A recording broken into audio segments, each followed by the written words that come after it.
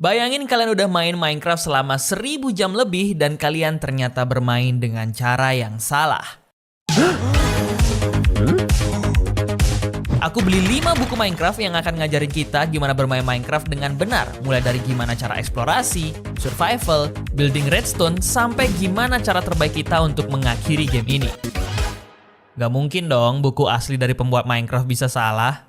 Di buku pertama kita, Guide How to Survival, kita diajarin survival mulai dari nyari kayu, kayu diubah jadi plank, plank jadi crafting table, di crafting table bikin stick, sticknya kita pakai buat bikin pickaxe, kapak, dan juga pedang kayu. Terus kita mining bentar, motong kayu lagi untuk bikin rumah? Oke. Buat kalian yang selama ini langsung cari batu untuk bikin alat-alat batu, kalian sudah bermain dengan cara yang salah. Oke, nyari kayu udah selesai, sekarang kita lanjut bikin rumah.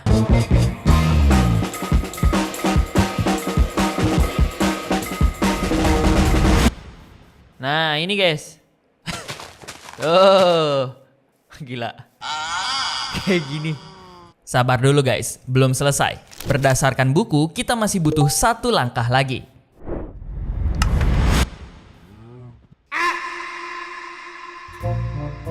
Ya, ini nggak buruk juga lah. Dari buku ini kita diajarin bahwa fungsi lebih diutamakan dibandingkan estetika guys. Tapi kalau kalian tanya kenapa di buku ini rumah dirt dan di game yang aku bikin rumah kayu, itu karena di bukunya aku sama sekali nggak ada disuruh untuk nyari tanah. Dan ini baru satu permulaan dari banyaknya keanehan yang akan kalian temuin di buku panduan yang dibuat sama pembuat game Minecraft itu sendiri.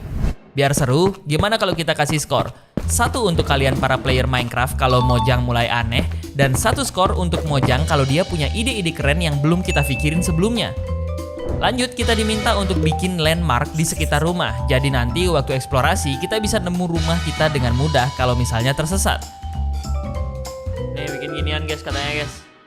Apakah ini akan benar-benar work adik-adik? Ini gimana gua turunnya nih? Wow. Oke. Ntar di bukunya. Oke, eksplorasi guys. Dan ngomongin soal eksplorasi, berdasarkan panduan kita harus cari domba untuk ambil dagingnya sekalian woolnya untuk dijadiin kasur.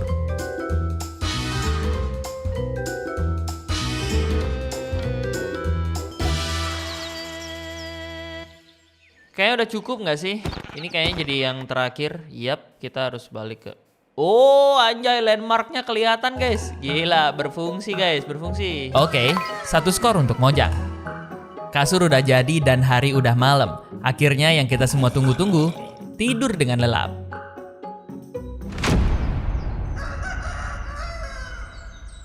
Setelah 1 malam berlalu, Mojang mulai ngarahin aku untuk cari batu sama coal, bikin furnace, upgrade tools ke batu, dan masak daging domba yang aku dapat kemarin. Sesuai prediksi Mojang, hunger bar kita bisa naik. Wah, akhirnya baru makan.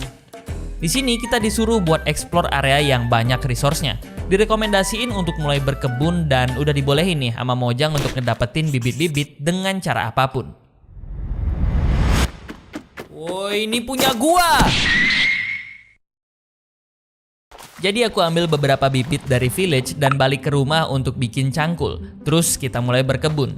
Ya, dari semua jenis bibit yang direkomendasiin, aku baru kumpulin beberapa. Dan Mojang ngerekomendasiin kita untuk ninggalin kebun, mulai ke goa dengan tujuan utama untuk nyari iron.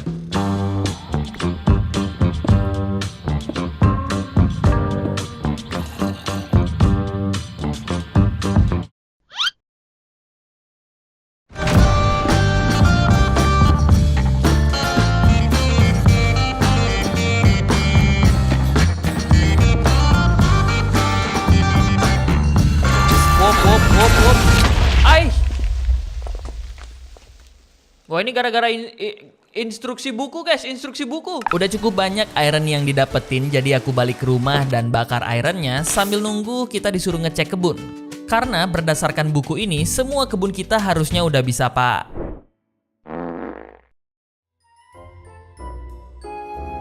Oke, kalkulasi Mojang rada meleset dikit. Karena nggak semua tanaman di kebun kita panen, tapi adalah beberapa. Ya setidaknya ada yang bisa dipanen guys. Dan iron tadi kita pakai untuk upgrade kapak, pedang, sama pike kita ke versi yang iron. Terus bikin shears, lanjut bikin bowl, kapal buat transportasi di air, chest buat naruh item, sama fence buat protection. What? Dari mana istilahnya fence buat... Oh ini nih guys. Fence berikan proteksi. Anjir. Berfungsi guys. Opsi. Oke. Ulang. Reset. Fence berikan aku proteksi. Aduh. One more. Berikan aku proteksi fence. Kepala gua yang kena guys. Nah, udah nggak jelas ini bukunya. Nggak jelas, Mojang nggak jelas ngasih instruksi. Dan step terakhir, Mojang mengembalikan kepada player untuk bebas ngeeksplorasi area sekitar. Dengan begini, kita udah nyelesain buku survival. Lah, segitu doang bang bukunya? Ya, sebenarnya enggak juga guys. Di buku ini banyak ngejelasin hal-hal general kayak jenis-jenis biome di Minecraft, berbagai macam structure dan tips-tipsnya, mulai dari torch yang mencegah spawnnya monster, naikin satu blok biar zombie nggak bisa ngejar. Lah bentar, bukannya zombie bisa...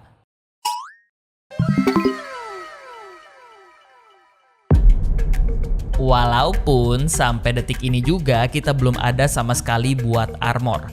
Aku anggap buku survival udah selesai, karena daripada kita ikut panduan buku survival untuk eksplorasi, aku masuk ke buku kedua mereka yang emang berfokus ke eksplorasi, yaitu buku panduan Mojang Exploration.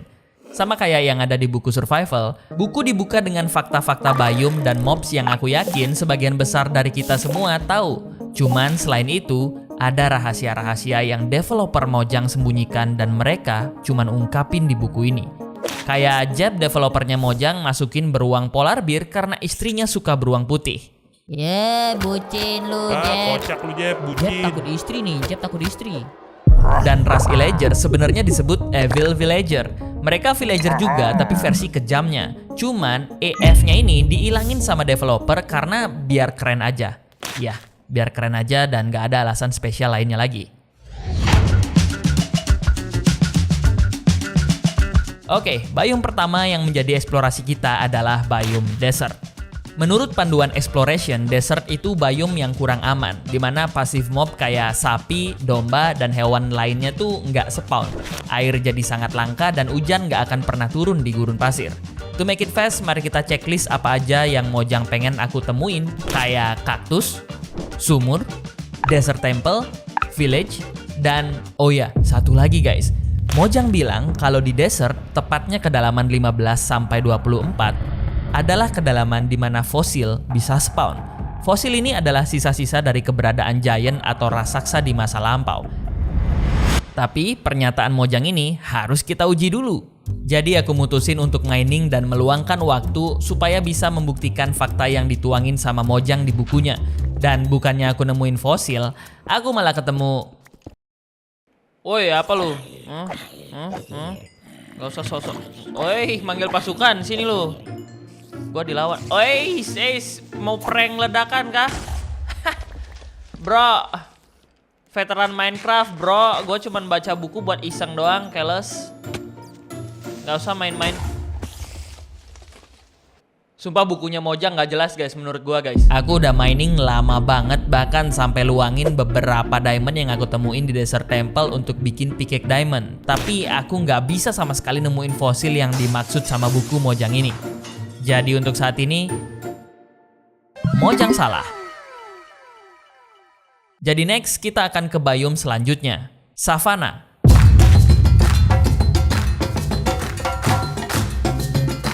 Biome yang ditutupi rumput kering dan lokasi kalian untuk bisa ngedapetin kayu akasia.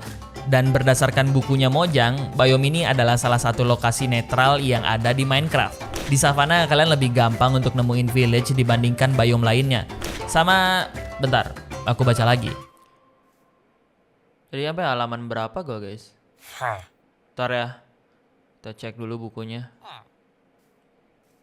Nah, sama ini. Kalau kalian cari kuda, Savana adalah tempat yang paling banyak untuk kuda bisa spawn. Lihat guys, gue nemu kuda guys. Ini dia guys. Hai kuda. Hai kuda. Hai kuda. Next perjalanan ngebawa aku ke biome Extreme Hill. Pokoknya di biome ini kalian gampang untuk nemuin emerald. Langsung nemu emerald. Tuh. Terus perwujudan biome ini tuh kayak gunung-gunung tinggi lah. Tapi yang menarik di buku ini, di Extreme Hill kemungkinan kalian bisa nemu silverfish. Jujur aku sendiri mikir kalau mob ini cuman ada di Stronghold. Tapi ternyata di biome ini juga ada. Tapi jangan langsung percaya. Mari kita buktikan.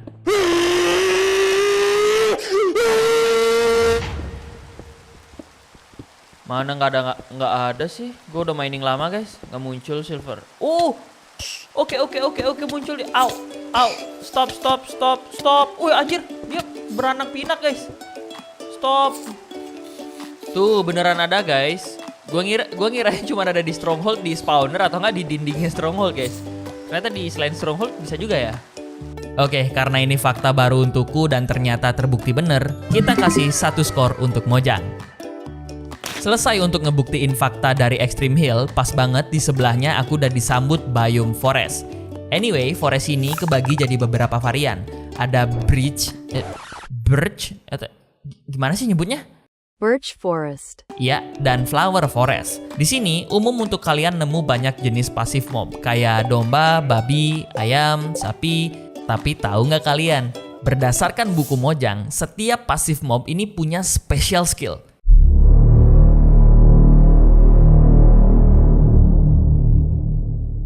Hahaha, kalian penasaran kan? Rahasia yang cuman kalian temuin di buku Mojang ini. Special skill babi bisa dikendarain pakai saddle dan pancingan carrot walaupun jalannya lambat. Special skill sapi bisa diperah susunya. Sini susu lo. Nikmatnya. Lagi dong. Special skill domba bisa digunting wallnya. Dan special skill ayam yang tidak menerima damage walaupun jatuh dari ketinggian. Tuh guys, special skillnya guys. Wow, gak kena damage. Ini mah bukan special skill. Semua jenis forest udah aku temuin mulai dari birch forest, flower forest. Semua itu jenis forest yang masih terbilang biasa. Tapi next, roof forest. Awalnya forest adalah tempat yang aman, tapi di roof forest ini kebalikannya guys. Ini adalah lokasi yang sangat berbahaya dan harus kalian hindari kalau belum ada persiapan yang matang. Di mana berbahayanya, Bang? Oke, biar aku jelasin dulu. Tempat ini padat sama pepohonan guys, yang bikin cahaya matahari sulit untuk masuk. Karena minimnya cahaya, jamur bisa tumbuh dan berbentuk gede banget. Cuman cahaya matahari, di mana bahayanya, Bang? Kalau kalian gak tahu, hostile mob alias monster itu gak cuman bisa spawn di malam hari, tapi di tempat gelap juga. Dan karena roof forest ini minim cahaya matahari, hostile mob bisa spawn walaupun di siang hari. Cuman itu aja, Bang. Belum selesai guys. Di hutan ini menjadi hutan di mana woodland mansion sering ditemuin. Kalau kalian lihat bangunan ini, jangan coba-coba masuk terutama kalau belum siap ya. Karena sekali kalian masuk, kalian akan disambut sama Vindicator, Evoker, dan Vex. Ditambah karena woodland mansion ini gelap, hostile mob kayak zombie, skeleton, creeper juga bisa spawn di sini. Itu mah lu aja yang lebay, Bang. YouTuber lain biasa aja tuh ke Woodland Mansion. Oke, mungkin aku rada berlebihan. Untuk beberapa orang yang mekanik mainnya jago sih ini akan aman-aman aja. Tapi untuk aku dan beberapa player lainnya yang mainnya biasa-biasa aja, ada baiknya siap-siap terlebih dahulu. Gimana menurut kalian? Woodland Mansion termasuk sulit apa gampang untuk dimasukin? Coba tulis di kolom komen. Tapi dibalik kesulitan yang aku jelasin, ada loot yang super keren kayak Golden Apple, Diamond Armor, dan yang paling OP, Totem of Undying. Item yang akan ngasih kalian nyawa kedua. Aku bakalan coba cari Woodland Mansion-nya guys, tapi beda dari player Minecraft yang sering keliling gak jelas untuk nyariin, buku ini ngasih tips, dimana kita bisa dapetin map Woodland Mansion-nya dari villager yang berprofesi sebagai kartografer. Emang iya tips Mojang ini ngebantu guys? Saatnya kita uji coba. Jadi langsung aja kita ke village mempekerjakan villager yang nganggur untuk jadi seorang kartografer. Tapi kita nggak akan bisa langsung trade mapnya. Kita masih perlu untuk naikin level tradingnya dulu. Dari semua yang udah kalian pelajarin di buku ini, apa metode terbaik untuk cari emerald? Mining di Extreme Hill bang. Salah. Gak ada metode Mojang yang ngasih hasil se-efektif ini. Kita akan nuker stick ke villager Fletcher. Ya, ini metode bukan berasal dari buku, tapi tersebar luas di internet. Dan untuk tips ini, aku akan kasih 1 skor ke para player Minecraft. Karena Mojang pun gak kepikiran untuk ngelakuin hal ini. Oke, saatnya kita kerja.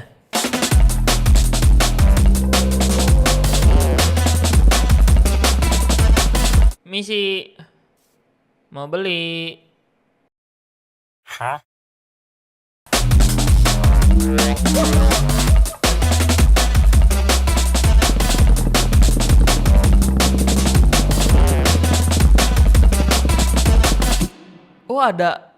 Ada map Ocean Monument juga guys. Hasil trade stick ternyata nggak cukup guys. Tapi tenang, berhubung kartografer kita udah naik level, sekarang kita bisa trade glass yang sekalian akan naikin level dari kartografer kita sampai bisa nge-unlock map Woodland Mansion. Naik level lah. Wow, naik level dia guys. Ini dia penentuan. Nice. Dan akhirnya terjual juga map untuk ke Woodland Mansion-nya guys. Akhirnya. Alright, not bad, not bad. Sekarang tradingan map udah di-unlock, kita tinggal bikin kompas, jadi aku harus mining ke dalam goa untuk cari redstone.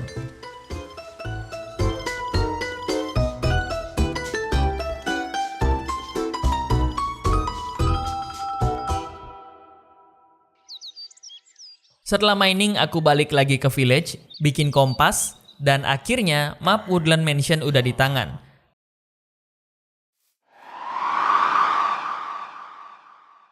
Walaupun tanpa armor, aku akan tetap datang dan ngebantai-bantai di Woodland Mansion.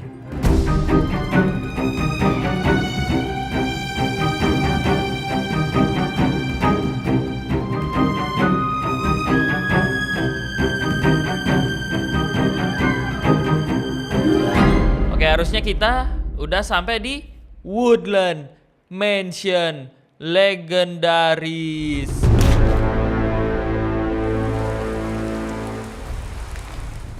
Alright, carefully kita nggak pakai armor sama sekali. Ini jadi kekuatan. Oish, langsung 2 biji darah gua. Kalem. Alright. Anjir, ngeri juga gua. Jangan lu mendekat. Nice. Langsung 2 biji guys digedik gua. Ini apa lagi nih? Apa lagi lu? Sabar, gua mau makan dulu. Biarkan gua makan dengan tenang. Alright, aman.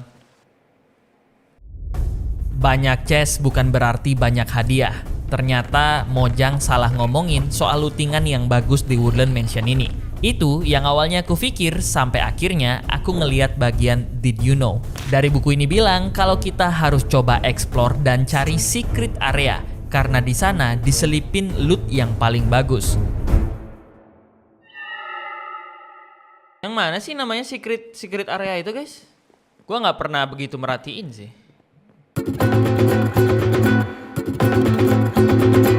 Dan bener aja guys, secret area with a secret loot.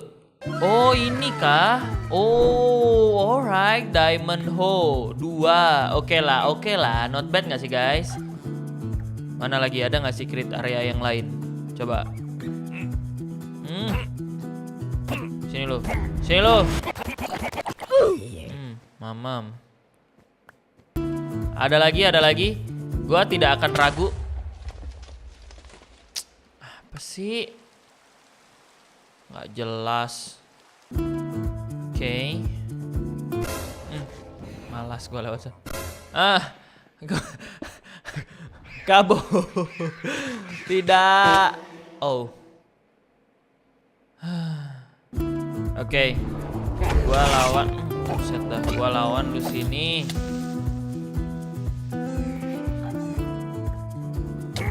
Buset, kok apa ya? Jarak gua nggak pas terus guys nge-slash itu. Mati lo. Ini apa nih guys? Ini ruangan apa ini guys? Secret area kedua. Secret, golden apple. Ini dari mana sih datangnya? Tuh, ini dari mana anjir? Kok tiba-tiba mana? Karena gelap ini kah? Gak jelas. Seharusnya semua area aku explore dan kita juga udah dapet lootingan yang lumayan lah. Sangat sesuai dengan apa yang ditulis sama buku ini. Seharusnya kita udah nyelesain biome forest ya. Next kita akan lanjut ke biome jungle. Mojang bilang kalau biome jungle jadi biome yang paling sulit untuk dipakai jalan-jalan karena banyak semak dan pohon yang besar. Tapi di biome ini kalian akan mudah nemuin semangka, kokoa, dan salah satu mob eksklusif yang cuman ada di biome ini adalah ocelot. Bukan axolot, ocelot. Push, sini ocelot. Tuh, udah nih, udah tuh. Bersahabat lu sama gua sekarang. Ayo sini. Semangka mau? Gak mau dia guys. Ayo sini. Ini dia baru dikasih ikan baru ngikut begitu ya, nggak bisa dipelihara gitu kah guys? Oh ya, satu lagi guys, Jungle Temple. Jungle Temple ini sih sering dilewatin gitu aja ya sama player. Ya gimana enggak? Dibandingkan dengan lootingan yang lain, Jungle Temple ini kehitung jelek lah. Dan masuk ke dalam juga harus ngelewatin trap yang gampang-gampang aja. Jadi mau nyari challenge rada tanggung, mau nyari looting juga nanggung. Explore biome jungle aku hitung selesai. Next, Ice Plain.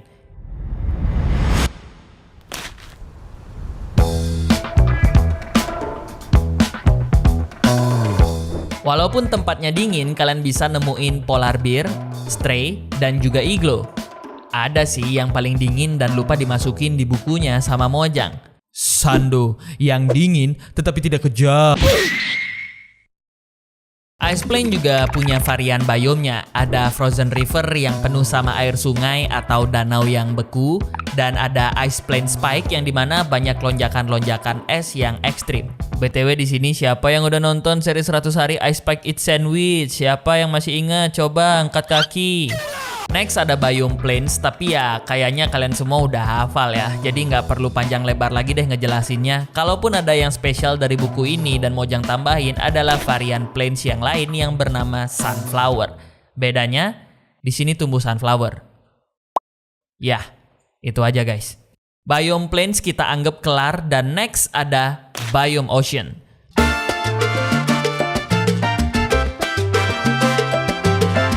By the way, kalian inget nggak sama villager yang kita ajak trade map di Woodland Mansion? Nah, kita bakal cari dia untuk nge-trade map Ocean Monument. Karena selain ikan dengan banyak jenis, ada structure Ocean Monument yang juga jadi hidangan utama dari biome ocean. Tapi explore Ocean Monument itu bukan hal yang simple. Sebagai player profesional Minecraft, aku bisa bilang kalian harus hati-hati. Cuman player profesional kayak gua yang bisa ngatasi.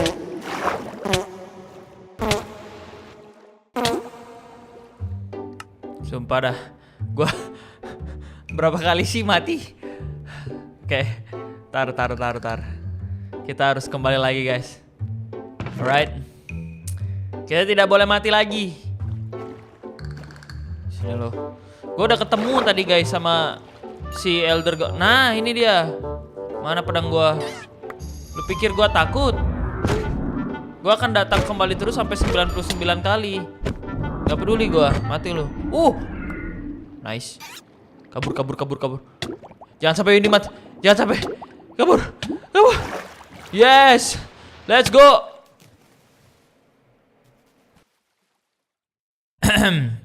By the way, Ocean Monument adalah satu-satunya structure yang bisa ngasih akses untuk kalian ngedapetin wet sponge.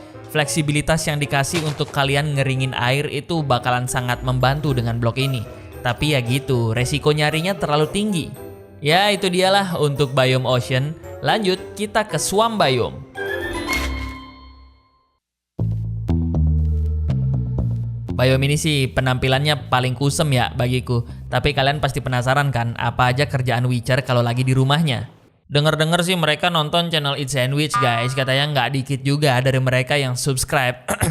Boleh kali ya di subscribe dulu. Karena cuma di Biome Swamp kalian bisa melihat aktivitas mereka langsung di markas mereka. Witch Hut.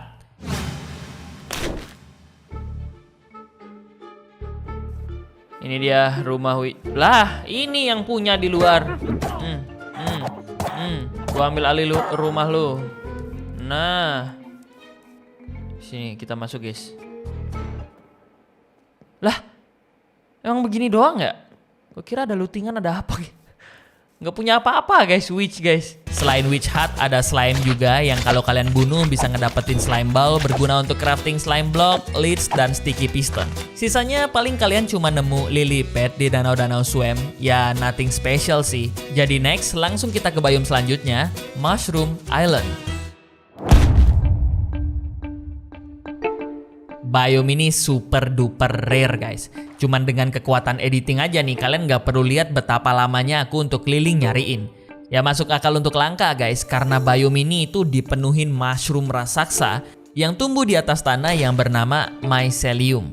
Selain jamur raksasa, ada juga mob yang bernama mushroom yang bisa spawn di sini secara natural, dimana ini adalah sapi tapi badannya ditumbuhin sama jamur, yang dimana kalian bisa nyendok mushroom stew langsung dari badannya pakai mangkok. Gila, gokil nggak? Dan fun fact-nya, hostile mob kayak creeper, skeleton, atau zombie nggak bisa spawn sama sekali di biome ini.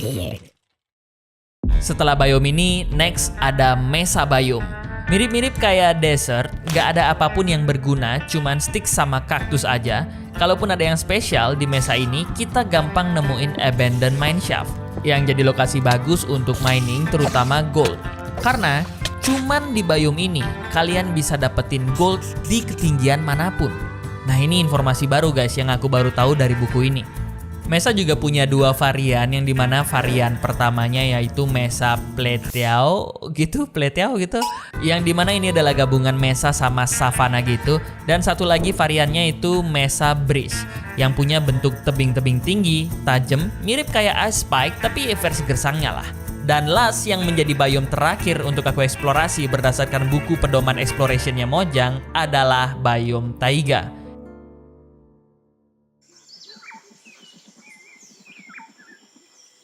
Yang nggak banyak lah yang aku harus jelasin. Mirip dengan forest lainnya, di biome ini kalian akan nemu hewan-hewan pada umumnya, tapi rabbit dan wolf cenderung spawn dengan persentase yang lebih tinggi nih di biome Taiga.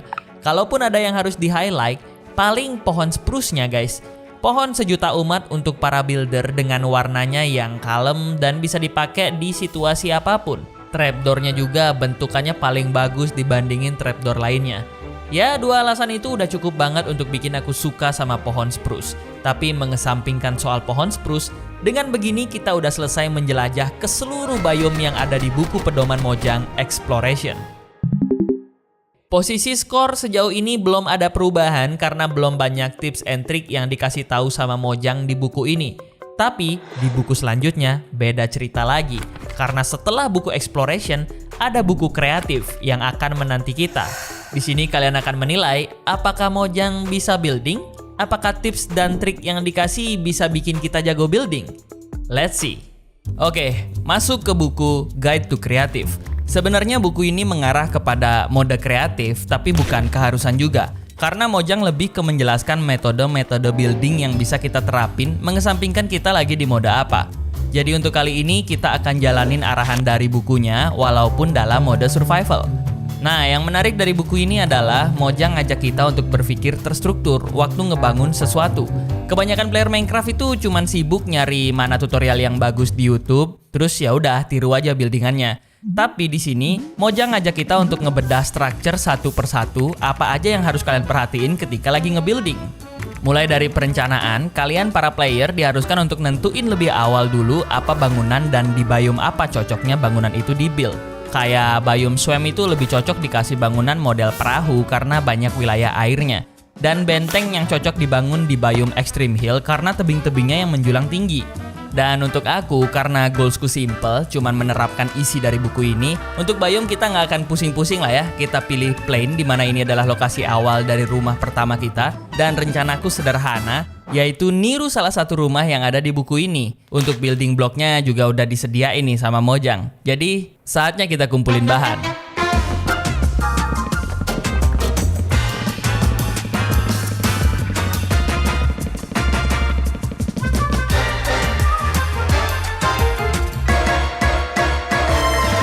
Materialnya udah cukup, jadi sekarang setelah tahap planning kita bisa masuk ke tahap building. Tahap yang simple, kita tinggal ikutin step by step dari buku ini. Ya namanya juga tahap building, ya tinggal building guys.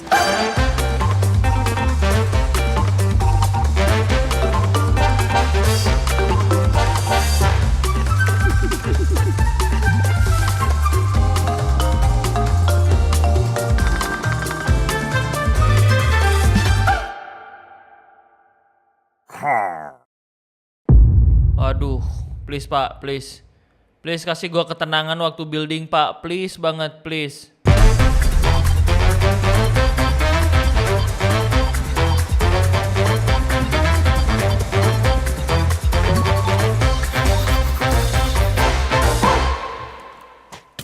Buset dah disamperin gua. Orang lagi mau fokus building, please jangan ganggu gua pak. Aish. Sini lu semua. Hah? Pikir gua takut hanya karena gua fokus building, hah? Lu pikir gua akan gemetar? Tar. Sini lu pikir gua takut, hah? Hah?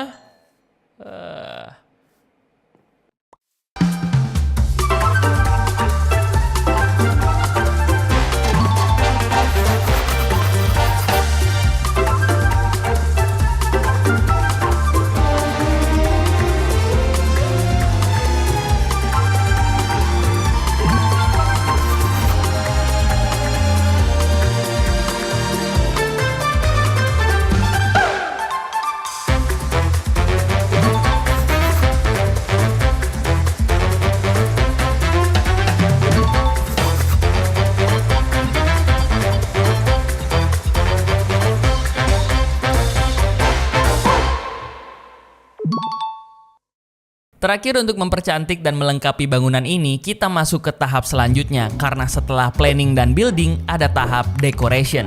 Tahap terakhir yang dimana kalau berdasarkan buku yang dibuat sama Mojang, kita bisa memanfaatkan segala keterbatasan yang ada di Minecraft dengan memanfaatkan blok yang ada. Mulai dari fence dan ender rod bisa jadi lampu, stair dan stone ditambah netherrack yang dinyalain pakai flint bisa jadi fireplace, dan banyak hal lainnya yang bisa dibangun dengan blok-blok Minecraft walaupun terkesannya terbatas. Oke, kita langsung coba eksekusi.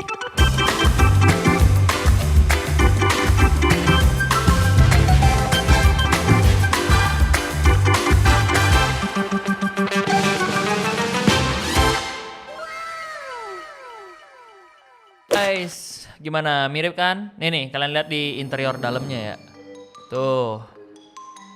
Gila, ini gua menerapkan semua yang ada di buku ya. Ini untuk kita melihat ya, matahari tenggelam. God damn. Very cozy, very cozy. Ini gua belum tahu mau isi apa. Nah, ini untuk layar lebar untuk menonton animasi animasi one for all for one. Sekarang rumah udah lengkap dengan interiornya yang udah jadi, dan mungkin beberapa dari kalian akan bilang, "Bang, ini sih biasa aja ya." Tapi ini karena aku udah main Minecraft lama. Jadi dibandingkan buildingan yang sudah aku buat, itu memang agak jauh guys. Tapi untuk pemula, aku yakin teorinya akan ngebantu banget. Apalagi banyak informasi fresh dari buku ini yang aku aja belum tahu. Mulai dari teori color wheel, di mana nge-building itu mesti memadukan warna. Kayak analog color, itu teori yang menggunakan dua warna yang bersebelahan. Complementary color, justru warna yang berseberangan dari color wheel. Triadic color, di mana kita bisa memilih warna blok yang bertolak belakang untuk ngasih variasi unik. Untuk hal ini, aku kasih 1 skor ke Mojang, karena banyak hal unik yang belum aku tahu, terutama di bidang building. Oke, sebagai penutupan buku kreatif, kita ledakin guys rumah pertama kita. Selamat tinggal, rumah modern. Wow. Hancur berkeping-keping guys. Damn. Dengan begini kita bisa pindah dari buku Guide to Creative ke buku Mojang yang selanjutnya, Guide to Redstone. Wah, ini nih. Males banget gua belajar redstone. Pusing. Sabar adik-adik, jangan marah dulu, mohon bersabar. Awalnya aku juga termasuk orang yang mual-mual ketika lihat redstone, tapi setelah nyoba baca dari buku Mojang ini, aku diajarin beberapa hal yang benar-benar bikin mual. Kayak redstone itu ternyata batu energi mentah yang dimana akhirnya diolah dengan beberapa alat yang punya fungsi berbeda-beda dan terbagi menjadi 3 jenis: source, manipulation, dan output. Source itu sumber energi, terbagi menjadi beberapa kategori. Button, pressure plate, trapwire, dan daylight sensor adalah redstone yang nyala tidak konstan atau nyalanya ketika diaktifin doang. Terus ada redstone torch dan redstone block yang nyalanya terhitung konstan atau nggak bisa dihidup matiin, dia akan nyala terus-menerus. Dan terakhir ada observer yang tidak masuk di 2 kategori sebelumnya karena dia punya sifat yang unik di mana nyala ngikutin apa yang dia lagi pantau. Jadi dia bisa konstan, bisa juga nggak konstan. Itu baru 1 tuh, source doang. Masih ada manipulation dan output. Tapi nggak mungkin dong ngemeng doang. Mending kita cari bahannya dulu terus kita belajar sambil praktekin. Karena teori doang mah nggak ada gunanya kalau kita nggak bisa praktekin. Jadi mari kita mulai dengan mining redstone dulu.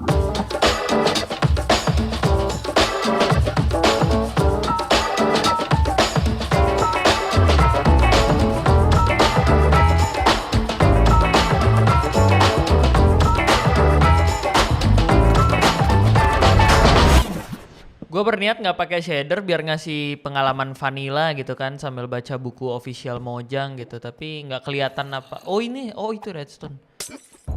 Aduh, ada mbak witch atau mas witch. Tolong dong, nggak kelihatan apa lagi. Nope, anjir, darah gua. Oke, poison nggak bikin mati, aman. Oke, hampir.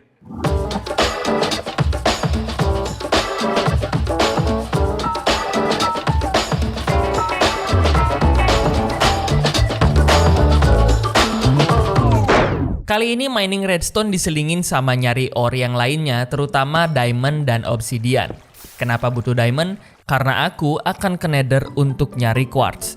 Jadi di sini aku ngintip dikit sih buku The Nether dan The End yang nantinya akan jadi buku terakhir. Tapi berhubung kita akan ke Nether, aku baca dikit dan untuk ready ke Nether kita harus full armor diamond yang di-enchant untuk bisa aman. Dan kalau kalian nanya kenapa kita ke Nether, itu karena aku butuh quartz untuk bisa melanjutkan ajaran dari buku redstone karena sebagian besar komponen redstone itu di crafting pakai quartz. Sampai di rumah aku bakar ore yang udah aku kumpulin sebelumnya, crafting armor dan tools diamond untuk persiapan ke Nether, dan gak lupa juga sebagai pelengkapnya enchanting table. Untuk memaksimalkan enchanting table, aku akan pergi ke desa. Awalnya sih pengen looting bookshelf, tapi tidak ada buku ataupun bookshelf ya di desa ini adik-adik. Tampaknya kita akan menggunakan plan B atau plan Z. Ya, karena nggak dapet, jadi metode yang aku pakai adalah metode sebelumnya, di mana aku akan suruh seorang warga jadi librarian dan akan trade bookshelf sampai enchanting table kita bisa maksimal. Dimulai dari nebang kayu untuk ngedapetin emerald dulu.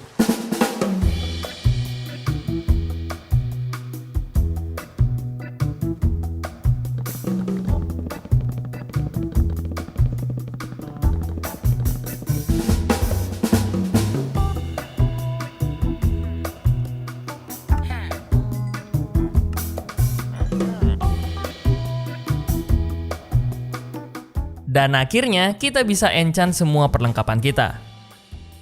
Diamond dapat fortune 3 adik-adik, let's go. Sharpness 2 oke. Unbreaking, Depth Rider, Protection. Berdasarkan bukunya Mojang, kita udah ready untuk berangkat ke Nether. Jadi tinggal buat portal, masuk, dan sesampainya di Nether, misi kita cuma satu, nyari Nether Quartz. Ini kita masih fokus ke buku redstone ya guys ya. Cuman emang bener gua nyari Nether Quartz doang kesini. Oke, mari kita cari Nether Quartz doang.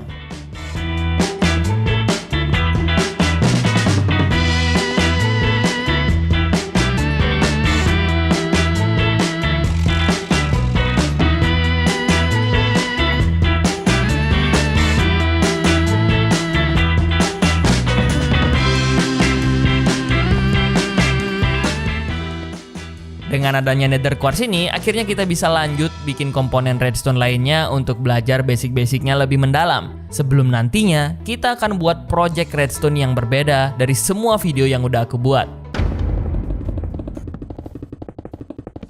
Nah, jadi ini manipulation guys, kita udah masuk sesi manipulation yang amplification, alias memperkuat arus dari redstone-nya ya. Nah, kalau ini kurang lebih disebut apa tadi? Lock function. Nah, lock function ini tuh ngekunci energinya kurang lebih kayak gitu ya tuh. Ini kan masih bisa nyala nih walaupun satu lever dimatiin, dikunci dia di satu segmen gitu. Gitu. Udah keren nggak gua kelihatannya? Nah, ini namanya one way movement. Nah, ini gua nggak begitu paham juga, tapi gua cuma ngikutin sirkuit yang udah dijelasin di bukunya, guys. Terus ada lagi yang satu, bentar. Nah, kalau ini gampang, ini delay function ya, guys ya. Intinya repeaternya ngasih jeda lah. Nih, nah itu kan jedanya dikit banget tuh. Nah, itu baru repeater guys. Habis itu aku pakai komparator, belajar pengimplementasiannya, belum lagi piston dan sticky piston. Dan baru tuh untuk sesi manipulation akhirnya selesai. Aku udah coba semuanya, jadi seharusnya yang tersisa tinggal output. Dan output ini malah jauh lebih gampang dari apa yang udah kita bahas sebelumnya. Gampangnya, semua energi redstone yang udah dimanipulasi sebelumnya, kita bisa tentukan outputnya mau jadi apa dengan beberapa alat utama ini. Dispenser, dropper, dan hoppers. Sebenarnya buku Mojang pun bilang kalau piston juga bisa terhitung sebagai komponen output, tapi ya bukan yang utama lah. Sekarang belajar basicnya udah selesai. Saatnya kita praktekkan dengan ngebuat project gede yang udah aku jelasin sebelumnya. Apa projectnya? Kita akan ngebuat gudang yang lengkap dengan combination lock dan armor sweeper di dalamnya. Selain karena emang udah ada tutorialnya di buku, sirkuit redstone ini adalah hal yang belum pernah aku buat di semua videoku yang sebelumnya. Dan sekarang saatnya kita upgrade diri, terutama setelah baca buku yang dibuat sama Mojang.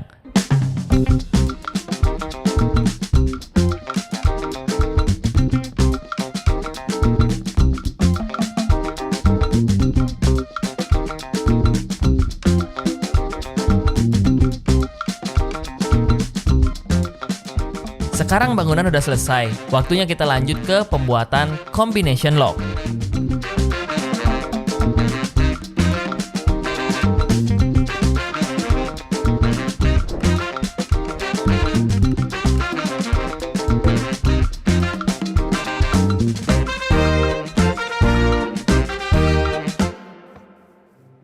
Udah nih guys harusnya. Mau dong. Mau nggak itu guys?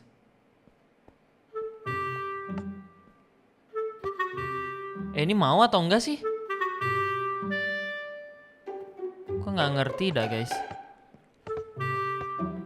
Itu sirkuit redstone-nya kayak nyangkut gitu loh. Apa gua ada salah bikin ya? Ah udahlah. Kita bongkar guys, kayaknya ada yang salah. Percuma gua baca kayaknya ya. Ya namanya belajar guys, meskipun udah belajar basic ternyata tetap aja sih butuh jam terbang alias praktek. Tapi kita nggak perlu panik, kita bongkar dulu dan coba buat ulang lagi.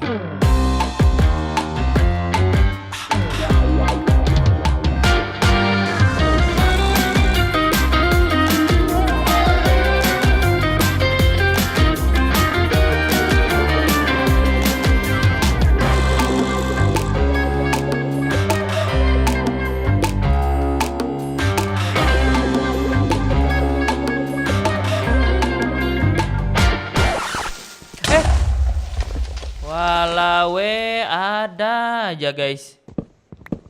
Untung nggak menimbulkan kerusakan besar ya di redstone gua.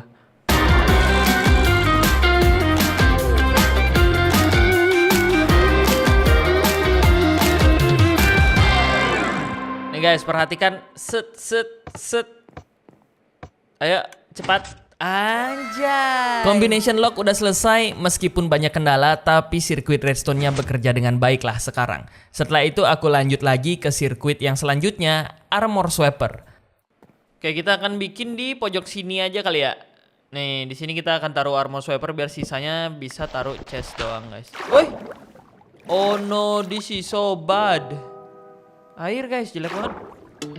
Ya, rada ribet sih berurusan sama air untuk bikin redstone circuit. Tapi ya udahlah, mari kita tetap selesaikan.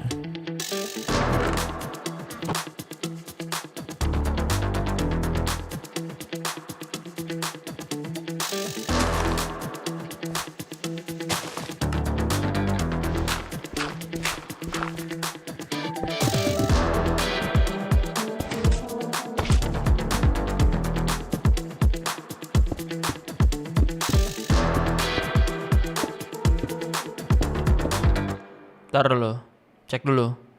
Kita cek di buku dulu. Nih, bener nggak nih guys?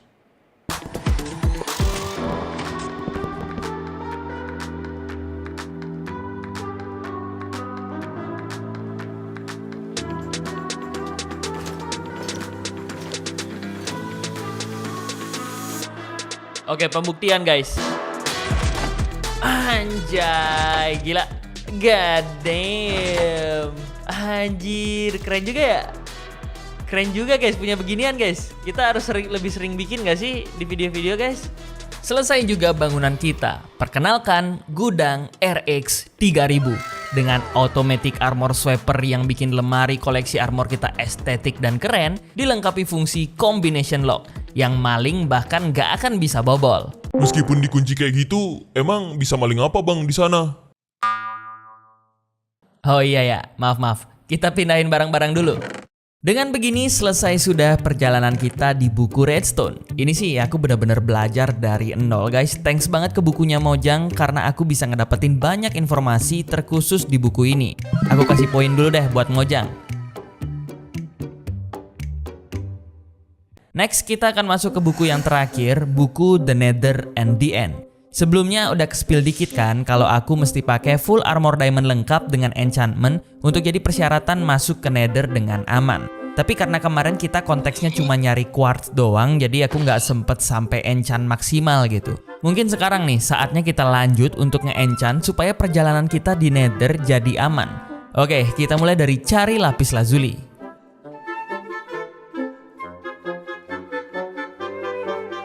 Dan dari lapis lazuli yang udah aku dapet, aku enchant armor semaksimal mungkin karena setelah aku perhatiin di bukunya, buku Mojang tidak spesifik memberitahu apa enchantment terbaik atau enchantment yang paling optimal untuk ke Nether. Mojang nyaranin untuk ya enchant semaksimal yang kita bisa aja. Armor udah ke enchant tapi persiapan ini belum final karena ada satu lagi yang harus dilakuin di mana aku harus mampir bentar untuk ngambilin snowball. Buat apa? Nah, ini nih. Informasi baru adik-adik, berdasarkan bukunya Mojang, Blaze adalah hostile yang lemah dengan snowball. Kita siapin aja dulu snowballnya, nanti kita akan buktiin setelah sampai di Nether Fortress. Sekarang dengan semua persiapan yang udah kita lakuin, saatnya kita berangkat dan explore Nether, sebagaimana yang Mojang bilang.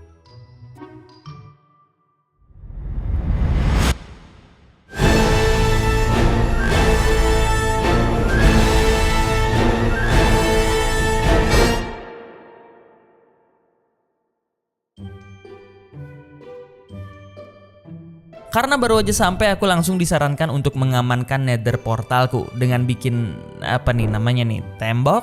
Tapi kalau dibilang tembok dia bolong, ada pintunya lagi. Iya, ya ini kata-kata Mojang guys, pembuatnya Minecraft. Jadi kita ikutin aja.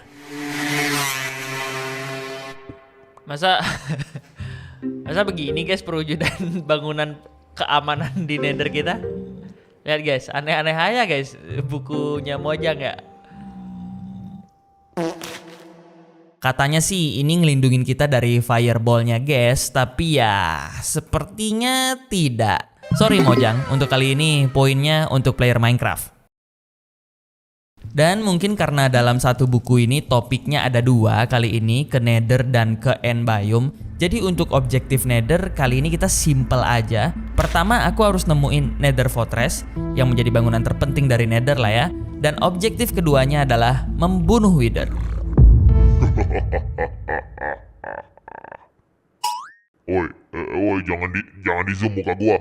Nah, dua objektif itu akan aku coba selesaikan di biome Nether kali ini. Dimulai dari yang pertama, mencari lokasi Nether Fortress.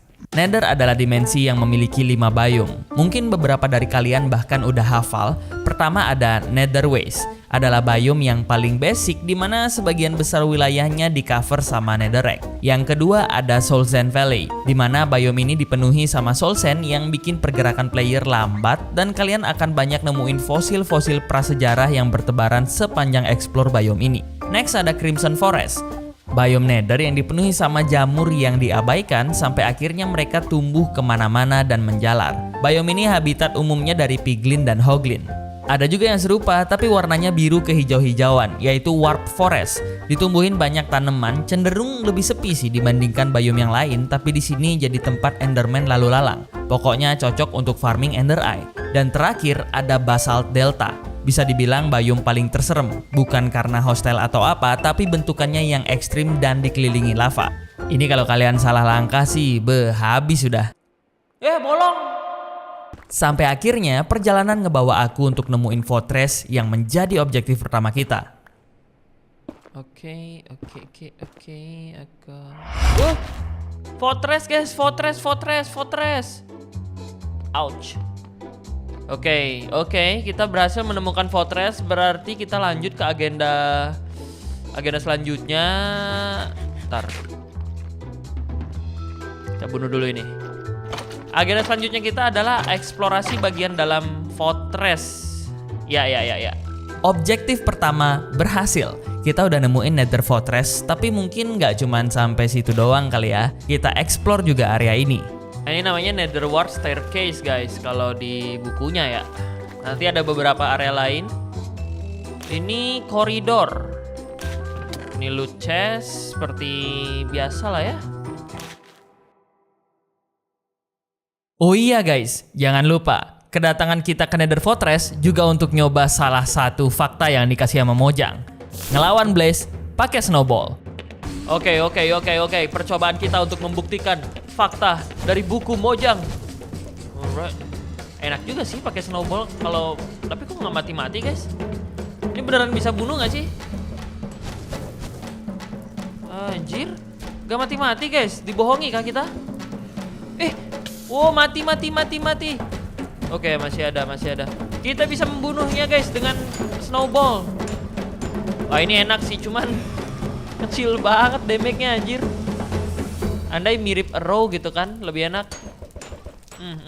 Sini lo. Ternyata Blaze bisa mati pakai snowball guys. Gila, aku baru tahu sih fakta ini. Oke, 1 poin untuk Mojang. Menurutku Blaze Road itu item yang paling utama yang bisa dibilang jadi incaran para player Minecraft kalau udah ngomongin ke Nether. Jadi sebenarnya sih urusan kita di Nether udah kehitung kelar. Tapi objektif kali ini ada 2, dimana selanjutnya kita harus ngelawan Wither. Sayangnya drop chance dari kepala Wither dari Wither skeleton itu cuman 1%. Jadi metode yang efektif sih aku harus balik dulu ke Overworld, nyari enchantment looting 3 dari warga untuk ningkatin chance Wither skeleton ngedrop kepalanya.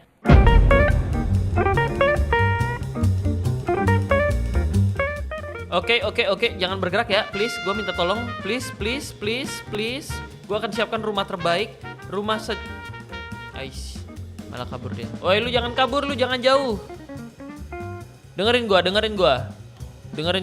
Gua akan mempersiapkan rumah terbaik yang bisa lu nikmati. Jadi tolong jangan kabur. Oke, geser dikit. Iya, bagus, baik. Terima kasih Bapak. Baik, shit. Nice. Terjebak lu, Nop. Sebenarnya gua menipu lu. Hehehe. Nah, ini mungkin 1 poin deh untuk para player Minecraft, karena tips ini aku temuin bukan dari buku, tapi dari banyaknya informasi yang bertebaran di internet. Dimana aku tinggal ganti Lectern Villager-nya berkali-kali sampai enchantment yang kita mau berhasil kita dapetin.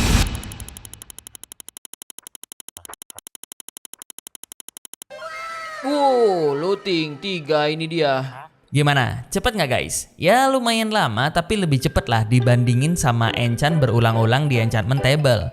Nih Mojang, catet nih di buku lu. Setelah dapat langsung aja aku pulang ke rumah untuk pasang looting 3 ini. Sekalian aku mau enchant flame di bawku karena lumayan guys, lagi ada XP nganggur. Dengan pedang looting 3 aku langsung aja balik ke Nether Fortress lagi. Sekarang mari kita mulai untuk cari kepala Wither Skeleton. Drop. Walah weh, enggak. Drop. Wow. Kepala Wither pertama kita, guys. Nice. Entar ada ritual. Biar dapat banyak. Tuh. Work. Wither skeleton kedua. Nah, akhirnya kepala yang ketiga. Ya kan? Kok cuma 2? Bentar. Oh, kepisah. Oke, gua kira. Apakah nyari kepala Wither lama? Ya, itu cukup lama. Tapi sekarang udah ada 3 Wither Skull di tangan, yang artinya kita bisa bangkitin The Wither. The Wither sih bisa dibilang adalah perwujudan boss lain ya selain Ender Dragon, dimana tinggal bentuk Soul Sand jadi huruf T, terus tinggal taruh 3 kepala Wither yang udah kita kumpulin tadi.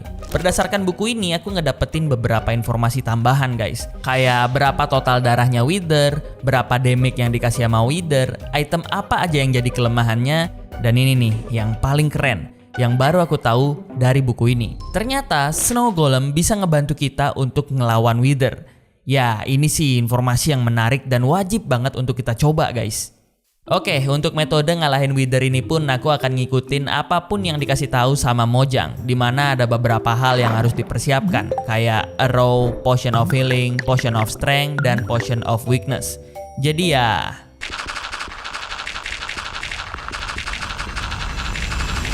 Next disaranin untuk bikin Strength Potion. Pakai Nether Wart untuk bikin Aqua Potion, masukin Blaze Powder, boom, Strength Potion jadi. Oh ya, kalian juga bisa masukin Redstone biar durasi efeknya lebih lama. Healing Potion, crafting Glistering Melon Slice dari melon sama gold, bakar, dan jadi Healing Potion. Kita upgrade lagi dengan ngasih Glow Dust jadi Healing Potion 2. Oh iya, dan menurut info di buku, karena Wither terhitung mobs undead, kita bisa ngasih damage ke Wither dengan Healing Potion. Wah, ini sih baru tahu dari Mojang guys. Terakhir aku juga bakal bikin Splash Potion of Weakness, karena kalau kalian lihat di sini damage Wither itu 5-12 guys. Gede banget lah. Dengan lemparan Potion of Weakness, kita bisa ngurangin damage yang kita terima dari Wither. Cara buatnya juga gampang banget dengan gabungin Spider Eye, Mushroom, sama Sugar untuk bikin Fermented Spider Eye. Dan akhirnya jadilah Potion of Weakness. Tapi yang kita perluin itu versi splash-nya sih. Jadi kita tambah Gunpowder biar jadi Splash Potion of Weakness. Oh iya, hampir aja kelupaan guys. Aku ke gudang buat ambil Totem of Undying sebagai proteksi tambahan yang akan ngasih nyawa kedua untuk kita. Ya, jaga-jaga aja. Tapi aku sih berharap kita nggak perlu sampai pakai Totem of Undying ya. Terutama Mojang bilang kalau pertarungan ini kita akan dibantu Snow Golem yang akan bersama-sama ngelawan Loh? What? Gue udah antusias banget guys. Gue kira beneran bisa loh. Oke, kita coba kelilingin dulu guys. Mungkin harus area salju ya. Biar dia dingin. Oke. Bentar. Aish, gak bisa. Ini beneran gak bisa. Salah bukunya. Oke, mungkin kita coba lebarin kasih esnya. Mungkin dia kurang dingin. Oke, full area es guys. Itu mungkin tadi karena masih tanahnya netherrack ya. Walau nggak ngaruh Mojang ini gimana? Nggak war guys, kecewa. Baru aja aku mikir bisa seru-seruan sama Snow Golem. 1 poin buat player Minecraft. Kecewa sama Mojang. Ya udahlah, mau gimana lagi? Aku bakal coba untuk ngelawan Wither-nya sendiri dengan semua persiapan yang udah aku siapin sebelumnya. Alright, get ready guys. Oke, kita lempar dulu potion, plup, abis itu menjauh karena dia akan meledak. Oke, tunggu meledak, Potion of Strength di tangan. Alright, langsung sikat. Sini lo, turun lo. Wah anjir darahnya. Lah, Ini mah nyangkut guys. Woi turun lu. Ya ini mah gampang gua guys ngelawan. Nyangkut ya guys. Woi ini dia. Fase 2. Oke. God damn. Berisik banget. Wow. Mati lu. Anjir totem gua. Mati lu.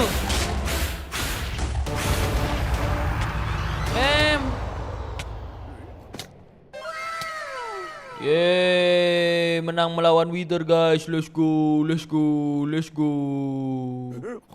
Cara ini efektif guys. Ternyata efek potion yang digabung itu bisa sepowerful itu. Aku biasanya jarang-jarang sampai bikin potion untuk ngelawan sesuatu karena aku merasa ribet aja gitu di awal. Tapi Wither mati dalam waktu yang singkat, bahkan potionku masih sisa banyak. Oke, untuk perihal gabungan potion dan tips-tips ini, bolehlah untuk Mojang dapat poin guys. Dan sesuai dengan apa yang aku udah jelasin sebelumnya, aku memutuskan untuk ke Warp Forest sebagai tempat nongkrongnya para Enderman untuk mulai farming Ender Eye. Let's go!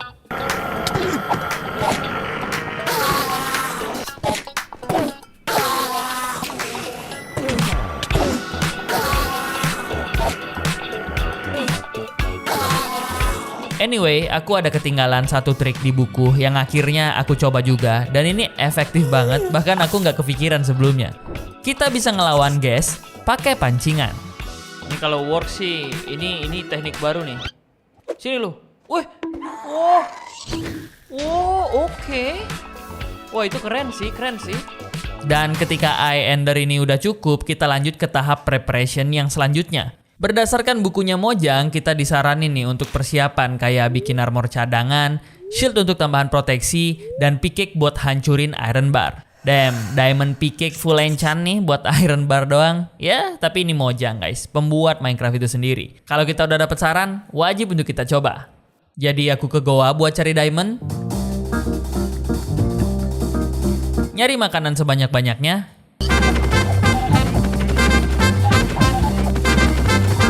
Nyari pumpkin untuk dijadiin topeng anti Enderman.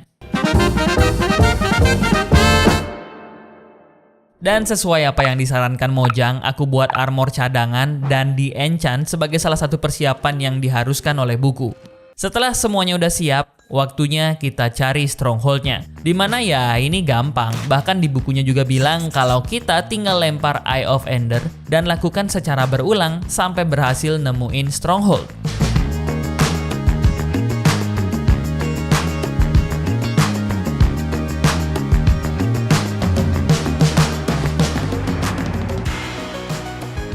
Oh, depan sini nih, yakin nih gua guys, depan sini guys.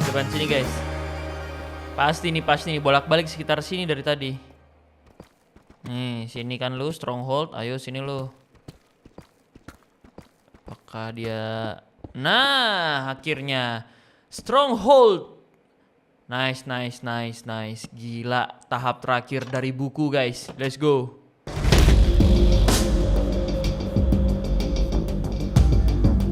Sampai akhirnya kita berhasil nemuin stronghold. Di buku ini bilang kalau layout setiap stronghold itu unik dan nggak bisa diprediksi sama sekali. Jadi nggak ada cara pasti atau metode terkhusus untuk bisa nemuin portal. Cara satu-satunya ya keliling nyari sampai ketemu. Gimana? Nah ini dia. Oke, tidak sulit guys menemukan portal ya. Minggir lo. Ini dia portalnya. Portal menuju di end. Oh ya, ada persiapan guys.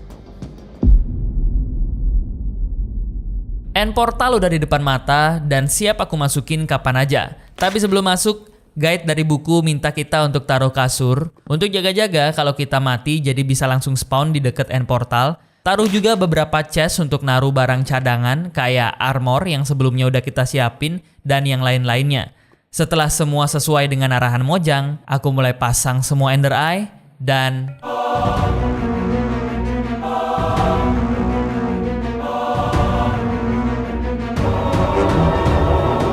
Ender Dragon dengan 200 health point, 6-15 attack strength, dan hadiah telur plus 12.000 XP yang drop ketika kita berhasil kalahin bos yang satu ini. Mojang bilang kalau Ender Dragon memang dijadikan bos final dalam game ini, dimana naga ini punya beberapa metode nyerang kayak nyundul, nyembur pakai nafas ungunya, dan nembakin bola api dengan partikel warna ungu sebagai ledakannya. Dan untuk special skillnya, ya dia punya banyak darah dan bisa regenerasi lewat kristal yang ada di setiap pilar. Tapi tenang guys, Mojang udah siapin urutan cara bertarung untuk ngelawan Ender Dragon. Pertama, perhatiin sekitar dan jangan remehin kekuatan dari Enderman. Jadi pakai helm pumpkin untuk jaga-jaga serangan dari Enderman.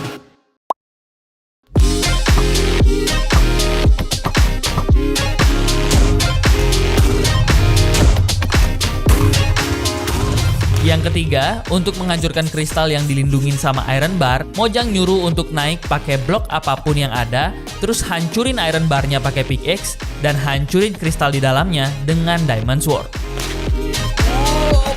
Anjay. Oke, next. Langkah yang kelima, pakai panah kita yang udah di-enchant dan arrow untuk nembak naganya ketika dia sedang melayang.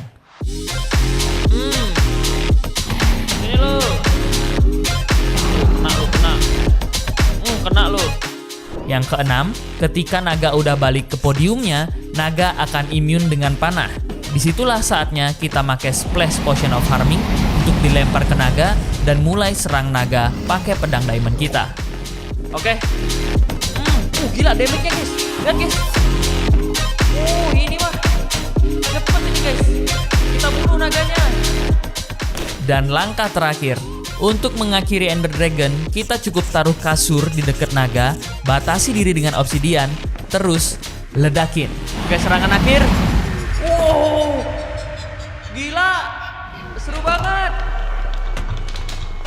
Anjir, gila, keren juga.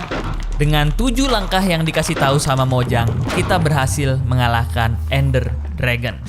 Bisa dibilang cara yang dikasih tahu sama Mojang sih GG ya. Mulai dari lemparin potion ke naga, pakai kasur untuk ngakhirin dan ngeledakin naganya. Bagiku ini jadi salah satu pertarungan yang paling epic ngelawan Ender Dragon. Jadi 1 skor lah buat Mojang. Dan dengan begini, kita udah berhasil nyelesain buku terakhir dari Mojang. 5 buku official Mojang yang ngasih cara kita untuk bermain Minecraft udah berhasil kita selesaikan. Gimana menurut kalian?